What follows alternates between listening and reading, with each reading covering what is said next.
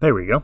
Welcome to Fast Effect Double Speed Magic the Gathering from ELD's Time Vault Games. We've got Tyler leading out Oops All Spells versus Burn, and this is likely to be a fast one. If he kept any type of reasonable hand, it's going to be over on the first turn, as Burn's going to have nothing to say about this. Cabal Ritual and Undercity Informant.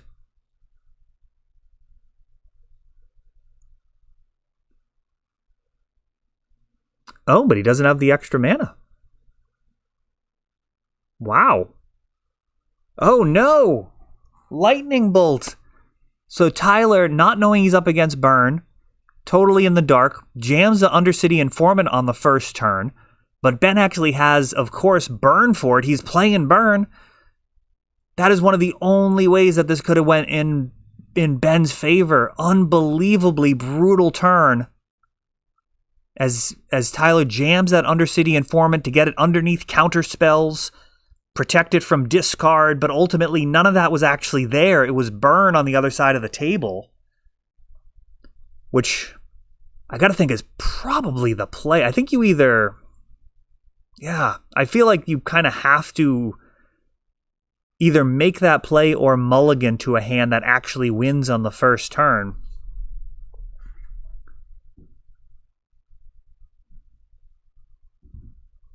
Yeah, that is tough. Yeah, this deck will definitely... I love seeing it on camera. We've got a couple of Goblin Guides as Ben's just going to mop this up real fast. He's got... Oh, there we go. Tyler just scooping it up. He's got no hope for victory with a pair of Goblin Guides chopping down his life total. That is a devastating turn. What an interesting game one there in a unexpected way. I mean, we have a deck in Oops All Spells that is expected to win on the first turn. If they kept a hand and it's got any decent number of cards in it versus Burn, you'd expect that it's just over. They can easily win with as few as 4 cards in hand. Something along the lines of Land, Lotus Petal, Dark Ritual, and one of your killer cards there, your Balustrade Spy or your Undercity Informant, is going to be game.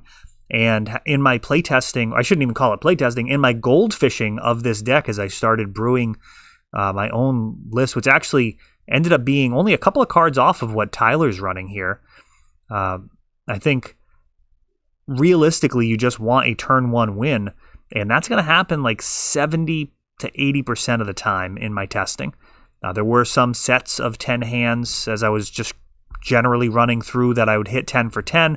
There were occasionally, it was mostly 7 to 8 wins on the first turn, about half of them with backup of either Chancellor or Pact of Negation, and typically 2 to 3 fumbles. And I think my worst set out of 10, I did have a 6 with 4 fumbles. So there's going to be some variance, but it seems like it's going to balance out somewhere in the 70 to 80% turn 1 win rate, with about half of those having some type of protection, which is pretty terrifying. Now, post-board, actually not as sure. Tyler's trying a completely transformational sideboard, dodging all of the graveyard hate by going with Goblin Charbelcher. So looking to use Lion's Eye Diamond plus Belcher. That's 8 of your cards out of your sideboard. Also has Tinderwall to give it a little bit of extra mana. And really just not interested in having your your Pact of Negations in there at all. And then he's also cutting the rest of the graveyard combo. So let's see, that's going to be 8 creatures, your Narcomoebas, your... Actually... that's interesting, because you still end up with Pact of Negation in all likelihood. Yeah, there's a lot of cards to cut if you cut the combo entirely, which I believe is his plan. Yeah, there's 12, just the Undercities, Balustrades, and Narcomoeba. Then you get your Dread Return and Thassa's Oracle. That's 14 already. Force of Negation, probably not super great when you're trying to win with Belcher. Not going to be an awful lot. You're actually going to force a negation, or Pact of Negation, I should say. The sun is starting to come up here.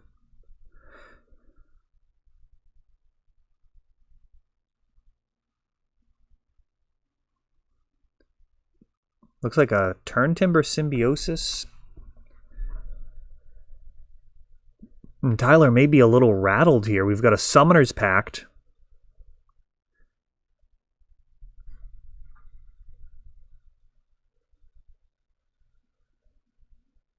Oh, I actually think I remember him talking about this. Speaking of not being 100% on what to be sideboarding out, I think he actually has sideboarded out the Wild Cantor, a pretty innocuous looking card. Doesn't really look like it does very much. Seems like the type of thing you could get away with cutting at first glance. But I believe it actually is in the 15 card sideboard here. And actually not going to be able to get the black mana necessary to ritual out that Goblin Charbelcher.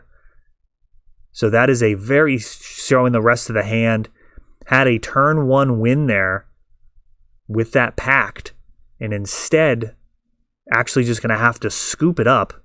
I mean, technically he could have played his Lion's Eye Diamond and potentially paid for the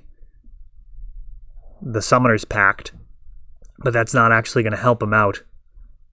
Not going to be nearly enough.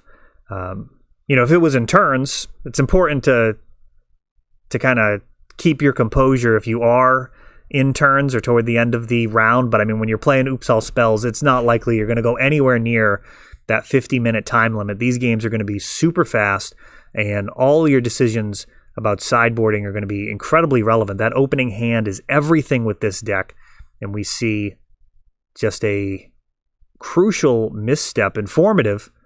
Appreciate Tyler being okay with us putting this on the channel, as that is a big mistake, but hopefully one that we can all learn from, as Wild Cantor is a crucial card post-board, pre-board, all the time. The ability to filter mana makes that creature worth the slot, even though really doesn't look it on the surface. I mean, he is, in that case, the difference between winning and losing.